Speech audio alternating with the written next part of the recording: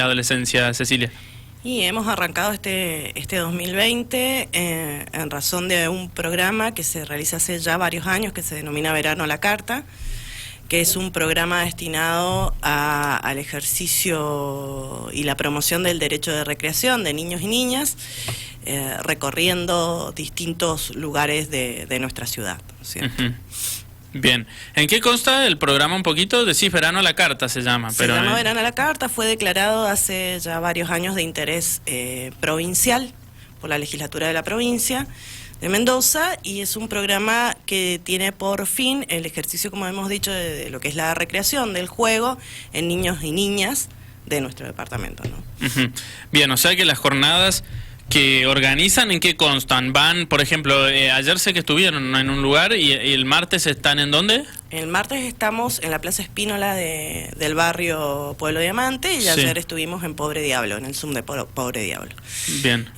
A partir de las 9:30 de la mañana, y consta de una serie de juegos que no son, al margen del ejercicio, ¿no? de lo que es los juegos para niños y niñas, implican la promoción y la concientización de los derechos de niños, niñas y adolescentes. Bien, o sea, ustedes a través de esos juegos, de esas actividades recreativas que mencionás, ¿directamente o indirectamente tratan de meterle a los chicos cuáles son sus derechos? O sea, ¿son explícitos o por ahí no tanto? ¿Cómo es la método? Depende del juego, depende de lo que vaya saliendo en relación de la jornada, ¿no? Hay juegos que sí son explícitos, por ejemplo, hay un juego que es una especie de juego de la oca, donde van llegando a ciertos casilleros, y ahí se habla de un derecho en particular y lo que los niños y niñas entienden por ese derecho, ¿no? Y hay otros que son implícitos, que van saliendo de acuerdo a la jornada y de acuerdo, obviamente, a la cotidianidad del grupo de niños que abordamos. Bien, bueno, y en ese sentido, ¿cómo...? A ver, antes que nada recordemos, porque te voy a cambiar un poco de tema. Entonces, esto de Verano a la Carta es el martes, dijiste, a las 9:30 en Plaza Espínola, este martes, y se realiza los martes y jueves de todas las semanas, durante los meses de enero y febrero. Bien, buenísimo. Y digo, en este sentido, en base a lo que decís de que los chicos conozcan cuáles son sus derechos, si se quiere, ¿cómo notaste vos en lo particular el 2019, ¿no? en esta materia y en ese punto en particular? ¿Hubo muchas consultas sobre el tema?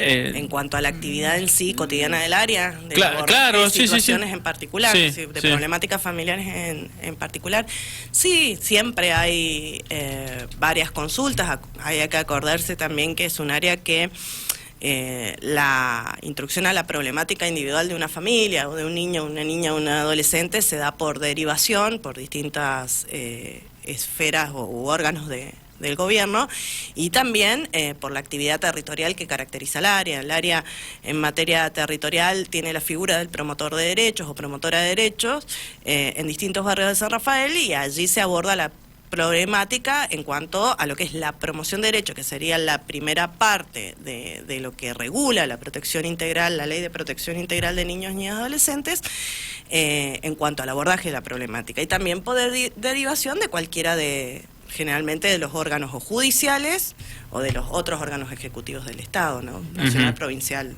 o municipal mismo.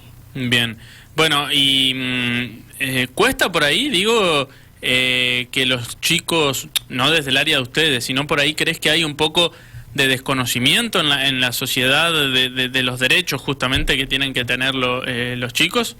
En realidad, los niños, las niñas y los adolescentes sí conocen sus derechos, obviamente. En cuanto a la operatividad del ejercicio, lo que nos cuesta romper desde el año 2015 como sociedad, ¿no? Como comunidad, porque a partir del 2015, cuando se sanciona el nuevo Código Civil y Comercial de la Nación, que deroga instituciones como la patria potestad, y hablamos ya de una responsabilidad parental, cuesta por ahí algunas cuestiones como el ejercicio del derecho a ser oído y la opinión tenida en cuenta en ciertas órbitas del Estado, costó su introducción y hasta el día de hoy se buscan mecanismos para que sea lo más factible posible, ¿no? Y desde el punto de vista de otras cuestiones, en cuanto al ejercicio de cierta autonomía progresiva, a medida que se va creciendo, también como sociedad, sobre todo como padres, nos cuesta a todos y todas romper. Bien, estamos con Cecilia Muché, la coordinadora de Niñez y Adolescencia. Cecilia, bueno, y entonces, por ende, digo, para este 2020, ¿cómo se piensa, si bien, a ver, estamos en enero, que lo hablábamos fuera del aire hace un ratito, ¿no?, que por ahí cuesta saber con qué herramientas se va a contar, si se quiere, sobre todo de algunas cuestiones que parten desde la nación. Entonces, digo, ¿qué expectativa hay ante eso? ¿Cómo piensan que se va a presentar este año? Siempre hablando dentro de esta materia.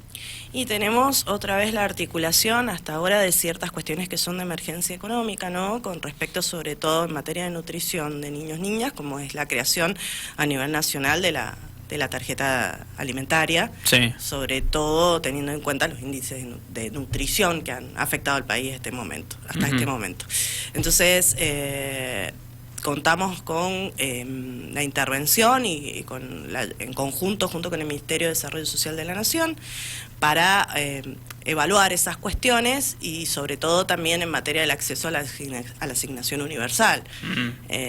En cuestiones concretas como es, por ejemplo, aquellos supuestos donde en el caso concreto el quien percibe la asignación universal no es que convive realmente con los niños.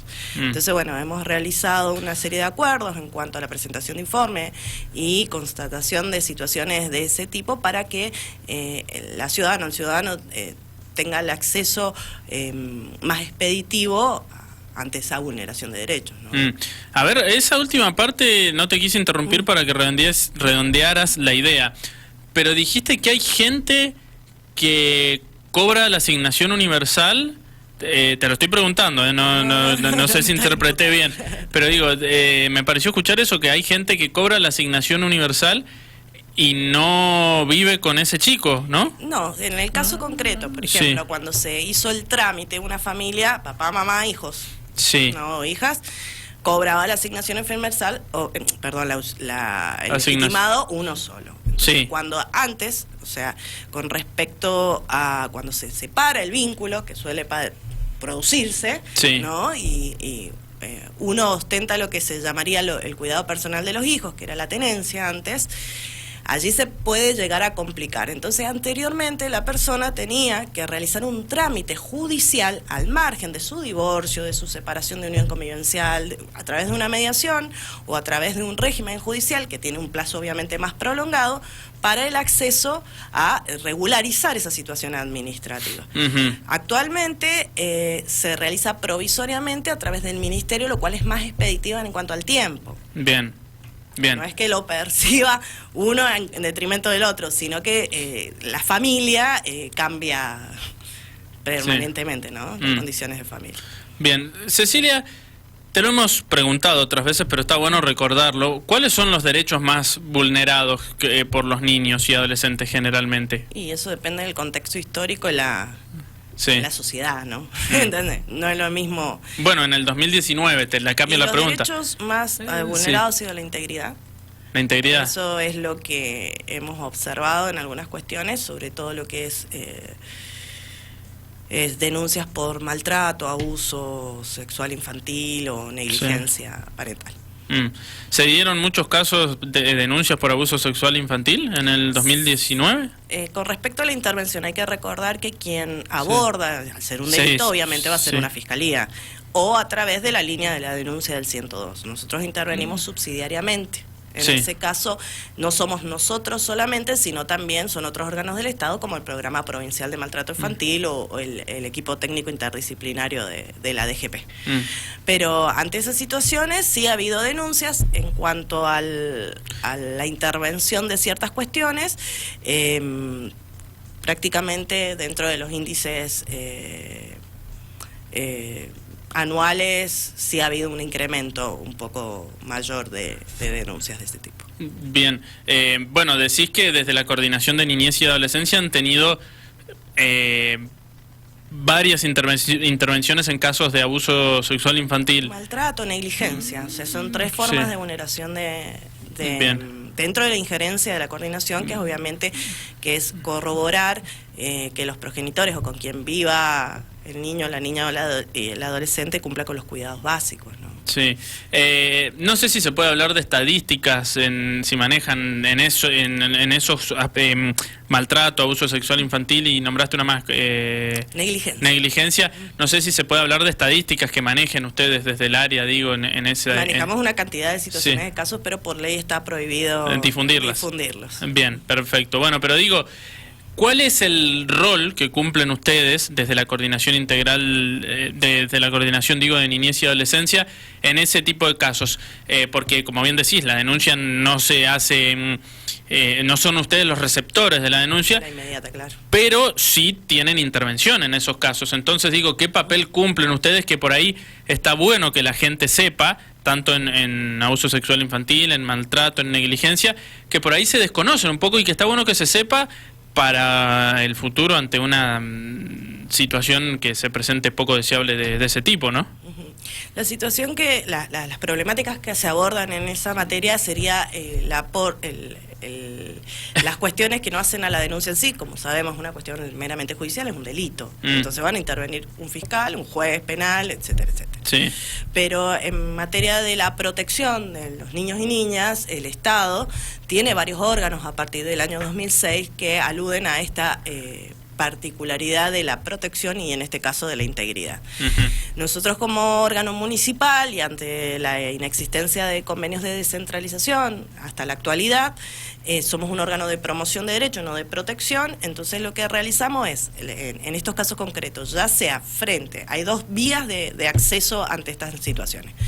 Ante una cuestión espontánea, se acompaña a través de los asesores letrados que conforman el equipo técnico a la familia a realizar la denuncia respectiva, etcétera, etcétera, y también a través de los trabajadores sociales y las psicólogas el abordaje en conjunto de esas 2 disciplinas frente a esa situación en concreto. Bien. Y a través de derivados, que sea porque nos da intervención al seguimiento territorial de la situación, un órgano como el ETI, por ejemplo, que es el órgano a partir del año pasado que primariamente interviene, o el PPMI, que es el Programa Provincial de Maltrato Infantil, o a través de la línea 102. Cuando una persona llama por una denuncia anónima a la línea 102, esa línea es atendido por un profesional que, de acuerdo a la situación planteada, deriva de acuerdo a lo que él considere. Nosotros, al ser un órgano de prevención, intervenimos en la primera etapa de Contralor, vendría a ser que serían los cuidados básicos. ¿Qué significan los cuidados básicos? Y ver observar situaciones, si el niño está documentado, si va a la escuela, si no hay una situación de negligencia, o sea, si está vacunado, si está alimentado, no hay una situación de emergencia. Cuando hay negligencia, debemos derivar a un órgano competente, que es el ETI, que es el Equipo Técnico Interdisciplinario, que regula la ley 9120, que es la ley de la 9120 es el Código Procesal de Familia, el 9139 es la ley de protección integral de los derechos de niños, niñas y adolescentes en la provincia. Bien. Cuando hay negligencia, cuando aquel progenitor o quien tenga la guarda o aquel que viva con el niño, niña, adolescente, tiene los mecanismos para darle todas estas situaciones, identidad, cumplir con sus derechos, y no lo hace. Bien, bien. De todas formas, digo, les debe pasar que por ahí los consultan por temas que no les compete a ustedes, y bueno, y ustedes en ese caso asesoran en el sentido que les dicen, mira, esto tienen que hacerlo en tal lado, o sea... Exacto, porque hay un principio fundamental que regula estos órganos administrativos de niñez y adolescencia, que es la corresponsabilidad. Entonces, si bien vos no vas a ser competente en determinadas cuestiones, en ese caso, o no es tu jurisdicción, directamente colaborás con la familia, obviamente, o con el denunciante, o con la persona que haya sido, que la atraviese esta problemática familiar, a allanar los obstáculos para llegar al órgano competente. Bien. Nosotros, por ejemplo, no podemos otorgarle el documento a las personas porque es una competencia del registro civil. Entonces, se vincula uno, depende de dónde viva la persona, con el registro civil directamente a través de convenio o con el CAJ o con otras instituciones para poder ser más expeditiva ese acceso al derecho a la documentación. ¿Dónde funciona, qué días y en qué horarios la coordinación de niñez? La coordinación de niñez y adolescencia funciona, tiene una sede central, en realidad acá en la calle Córdoba al 156, de las 7:30 de la mañana a las 13 horas, y además hay que tener en cuenta que la mayoría del personal realiza trabajo territorial en distintos sectores de San Rafael. Bien, pero de lunes a viernes, de 7:30 a 1:30... en Córdoba 156 pueden acercarse a consultar, ¿no? Exactamente. Bien. Gracias por venir, como siempre, Cecilia. Suerte con Verano a la Carta en todo enero y febrero. Bueno, muchísimas gracias, Joaquín. Bueno, Cecilia Muchela, coordinadora de Niñez y Adolescencia, habló